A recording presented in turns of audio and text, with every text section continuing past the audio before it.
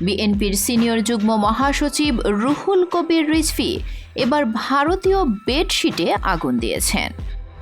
গত মঙ্গলবার বেলা 11টায় রাজশাহীতে এক অনুষ্ঠানে প্রতিবাদ স্বরূপ এই কাজ করেন তিনি। ভারতীয় আগ্রাসনের প্রতিবাদে রাজস্থানের জয়পুর টেক্সটাইলের তৈরি একটি বেডশিট ছুঁড়ে ফেলে দেন।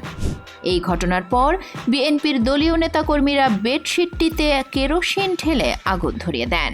গত 5 ডিসেম্বর প্রতিবাদের অংশ হিসেবে জাতীয় প্রেস ক্লাবের সামনে এক অনুষ্ঠানে রিজভী তার স্ত্রীর দেওয়া ভারতীয় শাড়ি পুড়িয়ে ফেলেন।